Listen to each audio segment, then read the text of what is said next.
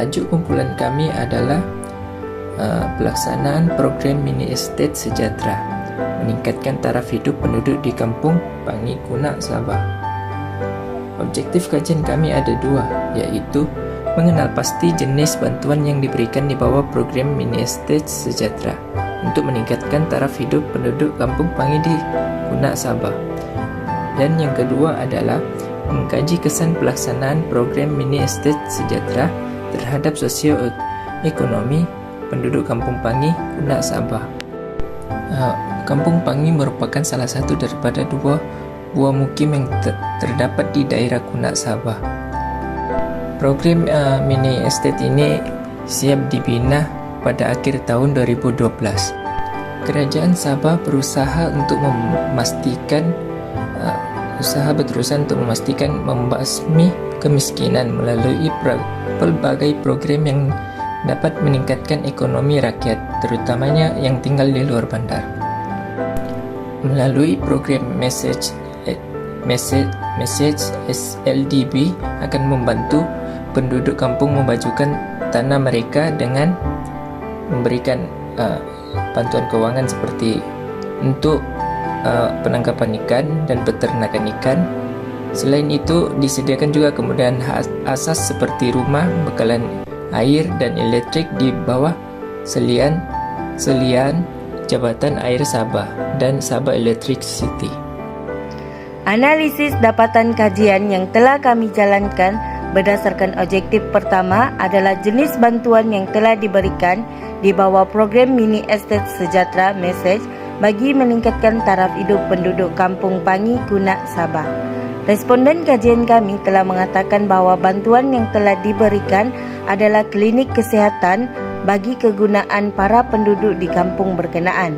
Penduduk Kampung Pangi ini menggunakan klinik kesihatan yang berdekatan untuk mendapatkan rawatan awal. Di manakah akan menerima rawatan selanjutnya? Pergi klinik kesihatan. Bawah tu ada klinik kesihatan. Bila klinik tu dibina? Siap dengan rumah juga serentak. Tapi dia operasi bila dia lewat sikit operasi lah. Klinik tu lewat sikit operasi. Rumah ni siap dalam hujung 2012. And then klinik tu beroperasi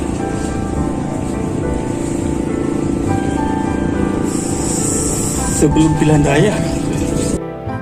Selain itu, bantuan sangkar ikan juga turut diberikan kerana kedudukan rumah Kampung Pangi ini adalah rumah jenis atas air. Perkara ini dapat kita lihat apabila responden kajian mengatakan bahawa dengan adanya bantuan sangkar ikan, para penduduk khususnya nelayan di kampung berkenaan dapat membina ekonomi sendiri seperti menternak ikan dalam sangkar. Bila sangkar ikan ini dibina di sini Pak Cik, tahun berapa? Ini yang dibina? Ya, sangkar ikan. Oh, sangkar ikan? Iya. Nama sudah? 18 kan? 2018. Jadi sebelum ada sangkar ikan itu kan, di mana orang kampungnya kerja? Nah, cari makan lebih di mancing, lebih di darat lah, makan gaji. Ini kan ada sangkar ikan ya. Jadi bila sangkar ikan itu dibina?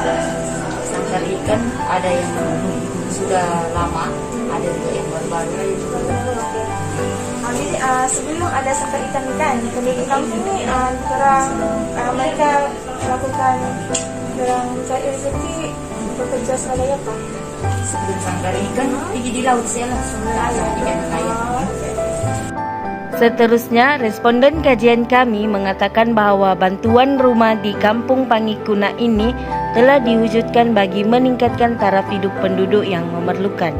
Hal ini kerana sebelum mendapatkan bantuan rumah, kriteria atau syarat yang diperlukan adalah seperti pasangan suami isteri warga negara Malaysia merupakan salah satu syarat untuk memilikinya. Kan Message ni kan ada salah satu bantuannya yang rumah ni.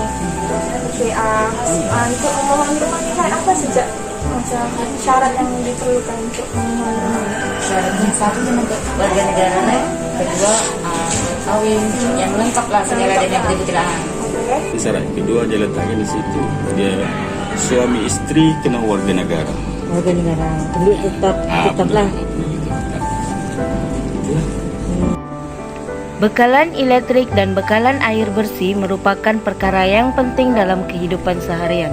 Justru itu, responden kajian mengatakan bahwa bantuan bekalan air dan elektrik di Kampung Pangi ini telah diwujudkan bagi meningkatkan taraf hidup penduduk.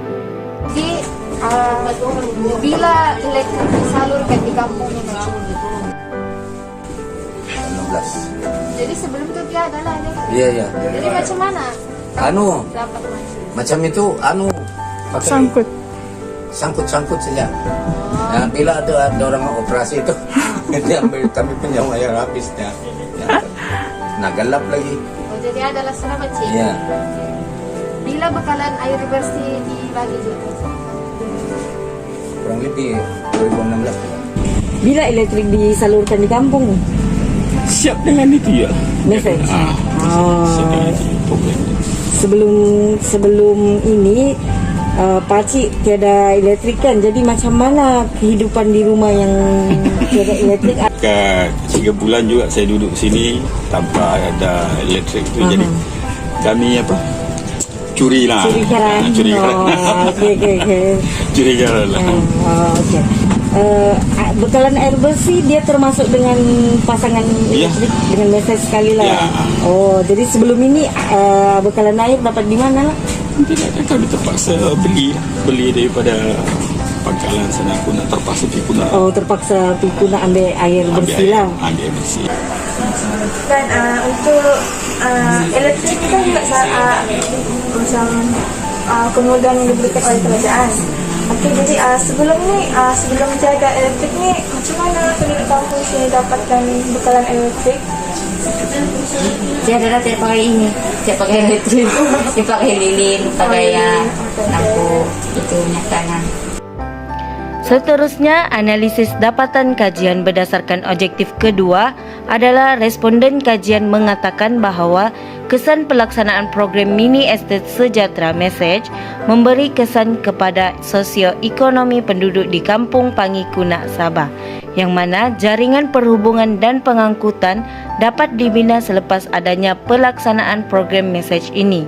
Dengan adanya pembinaan jaringan pengangkutan dan perhubungan, penduduk tidak akan mengalami kesukaran untuk melakukan aktiviti seharian seperti pekerjaan selain daripada nelayan.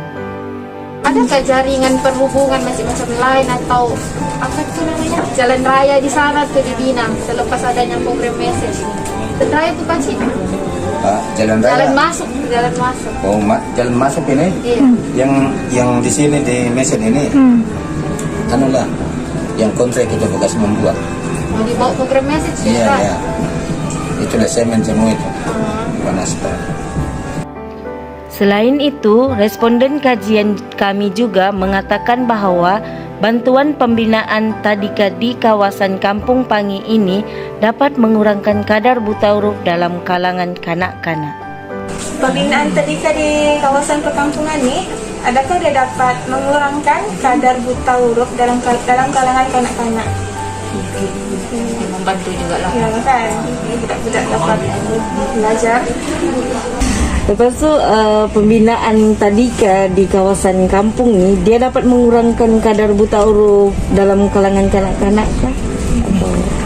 Memang itu tadika memang bergerak lah, cuma memang bergerak. Akibat pandemik dia tutup. Ya, terpaksa tutup sikit. Tapi memang banyak membantu lah. Banyak dari segi membantu. yang kanak-kanak tu. Responden kajian kami juga berpendapat bahawa bantuan Dewan di Kampung Pangi ini dapat memberi impak kepada masyarakat setempat. Hal ini kerana pembinaannya dapat mengeratkan hubungan silaturahim di antara mereka dengan menjalankan pelbagai program di Dewan tersebut. Dengan adanya pembinaan balai raya yang Dewan tu, apa saja aktiviti yang kamu lakukan? Kami kalau macam aktiviti, macam kalau ada tujuh ataupun ketua kampung, kami ada adakan musyawarah. Di Dewan tu lah. Dewan. Sini kan dia ada dewan di Balai Raya. Okay. Apa sahaja aktiviti yang diadakan di dewan itu untuk mengeratkan hubungan antara penduduk? Kalau macam penghujung tahun biasa, kadang dia satu tahun tuh 2 kali lah. Maksudnya ada sukan deka. Karena kampung-kampung lah, bukan juga kampung di sini, kampung sebelah pun kena kasih pemain sekali. Maksudnya ada apa? Toleransi lah antara kampung. Dengan pembinaan dewan di depan nih, apa sih aktiviti yang dilakukan oleh penduduk kampung bagi mengeratkan hubungan antara mereka? Dewan itu hanya membantu lah. Cuma ialah dalam dewan tu saya pernah buat gelanggang untuk sepak takraw, untuk badminton, dan apa-apa juga program yang dibuat di mesin ini kami akan buat di dewan. Dan kadang-kadang orang luar pun yang tidak tinggal di mesin ini pun dia akan guna di mesin. Yang banyak banyak aktiviti yang boleh kami buat di situ. Memang berfungsi lah itu dewan. Teori yang diaplikasikan dalam dokumentari ini ialah teori modernisasi. Teori ini merupakan perkembangan dari keadaan yang tradisi kepada modern. Modernisasi adalah sebuah proses perubahan ke atas sistem sosial, ekonomi, dan politik. Teori ini merupakan satu proses transformasi atau perubahan dalam semua aspek kehidupan masyarakat. Merujuk kepada hasil analisis data, teori ini sesuai diaplikasikan kerana melalui kajian yang kami jalankan di Kampung Pangi, disebabkan kerajaan melaksanakan program mini estate sejahtera atau lebih dikenali sebagai message, jelas menunjukkan pelbagai perubahan dan transformasi yang dapat dilihat di Kampung Pangi tersebut. Buktinya, penduduk yang sebelum ini tidak dapat menikmati bekalan elektrik dan hanya menggunakan karancuri, lilin, dan lampu minyak tanah untuk menerangi rumah mereka, tetapi semenjak adanya program message ini, pelbagai kemajuan serta transformasi yang dirasakan oleh penduduk di Kampung Pangi. Kini, penduduk Kampung Pangi tidak perlu lagi gelap gelita kerana mereka telah disalurkan bekalan elektrik dan perkara ini jelas menunjukkan kemodenan di kampung tersebut. Dan dengan adanya bekalan elektrik memudahkan mereka membuat kerja harian. Selain daripada itu, daripada hasil kajian jelas menunjukkan Kampung Pangi mengalami perubahan dan transformasi. Kerana sebelum ini mereka tidak mempunyai bekalan air bersih, sehingga harus pergi ke pangkalan untuk mendapatkan bekalan air bersih untuk melengkapi keperluan harian mereka.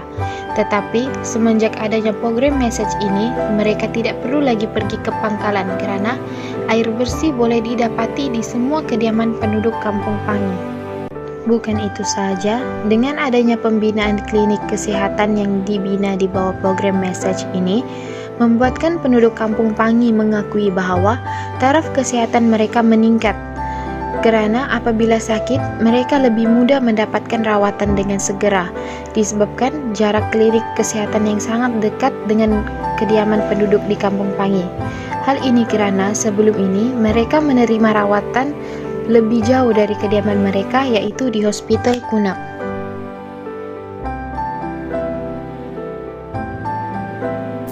Berdasarkan kajian lepas yang dijalankan mengenai pelaksanaan program mini estate sejahtera message, didapati bahawa terdapat beberapa bantuan diberikan di bawah program mini estate ini untuk meningkatkan taraf hidup penduduk setempat.